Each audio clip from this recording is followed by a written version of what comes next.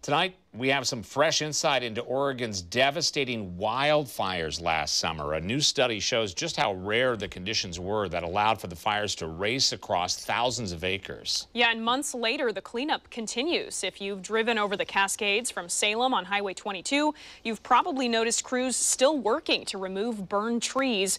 With more on the science behind the scenes of destruction, Fox 12's John Hendricks joins us live with more on the study, all new at 6.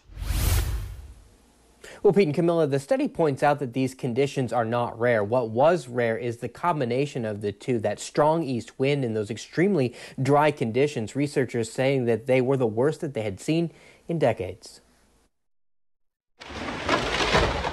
New video from ODOT shows the continued work along Highway 224 east of Estacada. The roots are basically dead, and when a strong wind comes through, we don't know when they're going to fall over. The wildfires of last September devastated the area. The highway has been closed ever since. Crews continue efforts to remove hazard trees and prevent rockfall. We still have trees up on top of these bluffs that we still have to remove.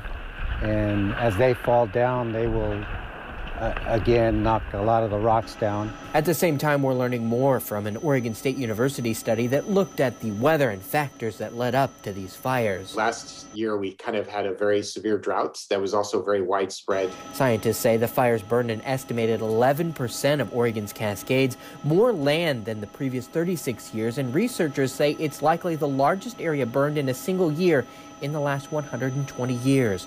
Climatologists don't think we'll see a trend of increasing wind events, but add these dry summers appear to be sticking around because of climate change. As the atmosphere warms, it actually has an ability to pull more moisture out of both the soil and any vegetation. So, dry fuel on the forest floor, and then as well as the trees and other vegetation. A note of concern, though it is early, scientists are seeing a similar trend as drought is hitting southern and eastern Oregon already. There are parts of Oregon that are going to be at higher than usual fire risk beginning in June, and the conditions on the grounds that that at least I look at definitely support that risk assessment. Back on Highway 224, that work continues, work that will likely take months to finish. This was the damage from a tree that was still burning during the original fire, and it obviously burned the pavement as well. I mean, these are some of the reasons why this highway is still closed.